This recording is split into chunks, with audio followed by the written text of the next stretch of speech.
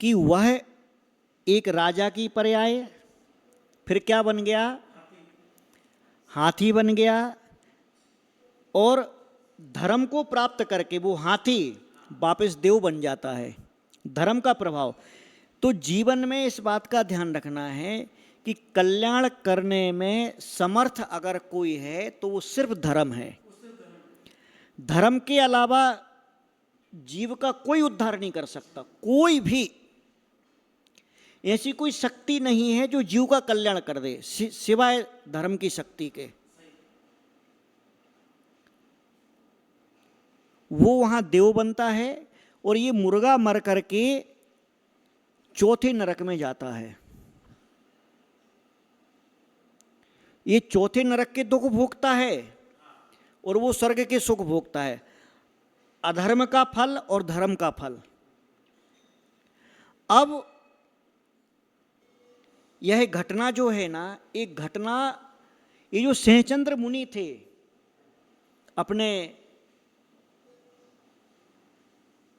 अपनी माता को बताते हैं, क्योंकि उनकी जो माँ थी रामदत्ता, वह पति के वियोग में और पुत्र के मुनि बनने के बाद में वह वन श्री आरिका के पास जाकर के वह भी आरिका बन गई थी।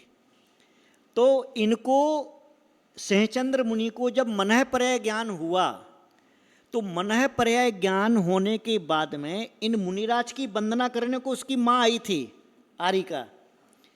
तो आरिका ने जब नमस्कार किया और पूछा, बोली कि मेरे तो जीवन धन्य है कि मैंने ऐसे मनः पर्याय ज्ञानधारी मुनिराज को हमने जन्म दिया।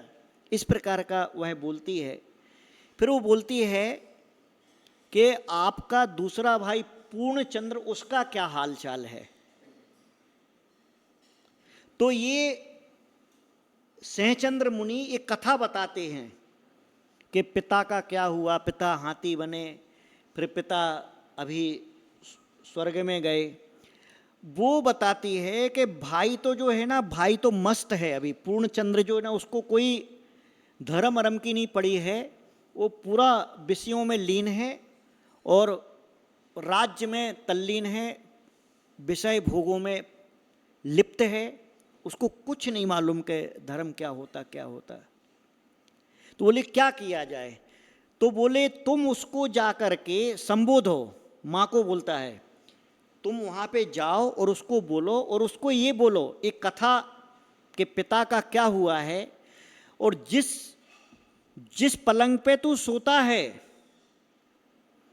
जिस पलंग के तूने पाए बनवाए हैं हाथी के दांत के, वो तेरे पिता का जीव जो हाथी था, उस हाथी के मरने के पश्चात एक भील ने वो हाथी के दांत निकाले, हाथी के मस्तक से मोती निकाले, और वो सब उसने एक धनश्री नाम के सेठ को बेच दिया। उस सेठ ने देखा कि ये तो बेशकीमती दांत हैं और बेशकीमती मोती हैं, तो इसे राजा को भेंट कर दिया जाए।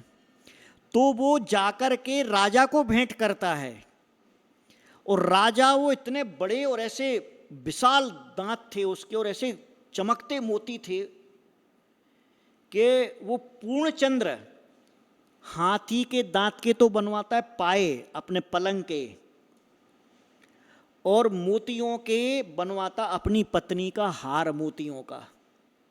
तो बोले तुम ये जाकर के बताओ कि देख, जिस पिता ने तेरे लिए जन्म दिया था, उस पिता की वो जो निकला हुआ अवशेष है, तू उस पे सो रहा है, और तेरी पत्नी को तूने जो सबसे अच्छा हार बना के दिया है, वो तेरे पिता के गंड स्थल से, हाथी के गंड स्थल से निकली हुई मोती है। जब तुम ये जाकर के बताओगी, तब उसको कुछ समझ में आएगा कि संसार क्या है, धर्म क्या है और मोह क्या है। तो ये जाकर के फिर जाती है। अब जैसे ये आरिका थी और माँ, दो रिश्ते हो गए। तो घर जाती है तो बेटा बहुत खुश होता है कि आज मेरी माँ आई है आरिका बन के, और मेरा घर पवित्र हो गया और मेरा जीवन धन्य हो गया। खूब आसन लगाता है, उनकी पूजा करता है और पूछता है कि माँ ये बताओ कि मेरे लिए क्या है, माने मैं क्या करूं, आज मैं बहुत खुश हूं और ऐसा। फिर वो बोलती है कि देखो बेटा, मैं तुम्हारे लिए एक बात समझाने आई हूं। फिर वो पूरी कथा बताती है कि तेरा पिता जो था ना, कि वो किस प्रकार से वो अजगर ने डस लिया था, फिर मर के वो शल्य की वन में हाथी हुआ, फिर वहाँ पर वो जो ब्राह्मण का जीव था उसने किस प्रकार से उस पर उपसर्ग किया। और बेटा जो तू पलंग पर सोता है, जो तेरे लिए सबसे प्रिय पलंग है, जो जिसके तूने पाए बनवाए हैं, वो उसी हाथी के दांत के पाए हैं। और जो तेरी पत्नी के लिए तूने हार बनवाया है, वो हार उसी हाथी के गंड स्थल के निकले हुए मोती के हैं। अभी एकदम बिल्कुल देख करके सुन करके भौचक्का रह जाता है कि भाई माँ तो पहली बार आई है, इसको सब वो बोलता कि हाँ ये तो ऐसा ऐसा है।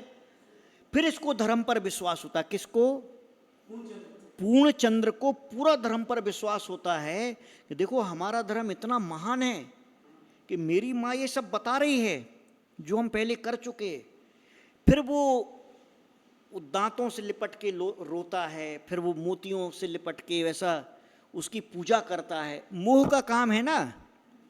जब तक पता नहीं था तब तक तो सामान्य चीज थी, अब पता चल गया कि तो मेरे पिताजी के किसी पर्याय के अंश हैं, तो मोह जो होता है, मोह किसी को नहीं छोड़ता। मोह इतना प्रबल होता है कि अगर आपको पता चल जाए कि मेरा बेटा का ये पेन है, इस पेन से उसने पेपर दिया था, उसके अच्छे नंबर आए हैं, तो भले ही आपकी पेन की दुकान हो पूरी, परंतु वो पेन को ऐसा लगेगा इसको छाती से लगा के रखें। या अपने बचपन की कोई तस्वीर या कुछ ऐसा मिल जाए ना, तो अपन को ऐसा लगता है कि अपन को बहुत बड़ा खजाना मिल गया। ये मोह करवाता है। और वो मोह में फिर वो रामदत्ता आर्यिका उसको खूब समझाती है। समझाने के पश्चात वह श्रावक के व्रत ग्रहण करता है, अणुव्रतों को ग्रहण करता है, धार्मिक को श्रद्धालु बन जाता है और मरने के पश्चात महाशुक्र स्वर्ग में देव होता है।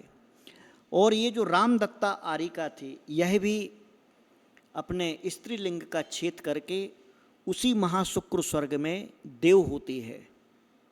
तथा सिंहचंद्र जो मुनि थे, मनीनी के बड़े भाई, वह भी समाधि पूर्वक संलेखना पूर्वक मरण करके ग्रेवेक में उनका जन्म होता है। इसके पश्चात की जो घटना है वो ये है कि वहाँ से आने के बाद वह जो हाथी सहसा स्वर्ग में गया था, वहाँ से आने के बाद ये राजपुत्र बनता है।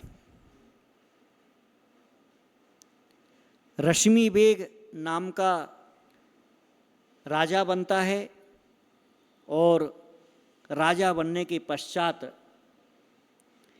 यह मुनियों की वंदना करने के लिए एक बार वन के अंदर जाता है। वहाँ जाने के बाद इसके दीक्षा के भाव होते हैं, वैराग्य के भाव होते हैं और वह मुनि बन जाता है। रश्मि बेग मुनि बन जाता है, जंगलों में वनों में तपस्या करता है। और वह जो श्रीभूति का जीव था, वहाँ चौथे नरक से निकलने के पश्चात वो अजगर बनता है और रश्मि बेग मुनिराज के ऊपर उपसर्ग करता है, उनको काटता है, उनको खा जाता है। वे समता भाव पूर्वक मर के समता भाव से अपने प्राणों को त्याग करके वापस देवगति को प्राप्त होते हैं। फिर पुनः एक बार यह अजगर नरक जाता है, वो स्वर्ग जाते हैं। फिर वहाँ से आकर के ये वज्रायुध नाम के राजपुत्र होकर के मुनि बनते हैं, सहसेन का जीव, और वो भील बनता है, अजगर जो नरक गया था वहाँ से आके, और मुनिराज तपस्या में लीन होते हैं। उन मुनिराज को लीन देख करके ये भील उनको बाणों से प्रहार करता है और बाणों से मार देता है।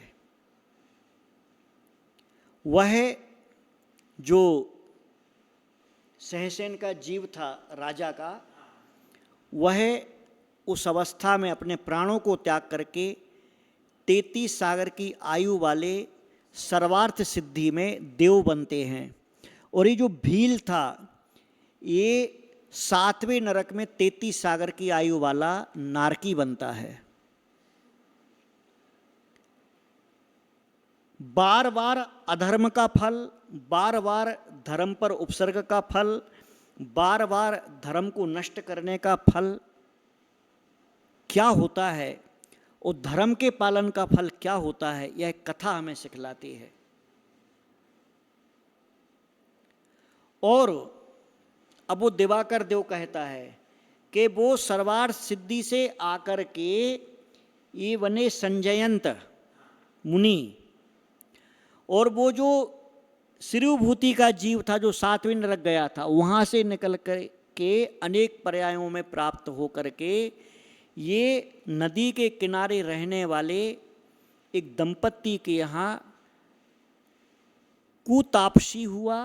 वो कुतापसी बन करके ये निदान से विद्युद्रंश नाम का ये विद्याधर हुआ, जिसने संजयंत मुनि पर उपसर्ग किया, और उस उपसर्ग के पश्चात इनके प्राण गए और इन्होंने मोक्ष पद पाया।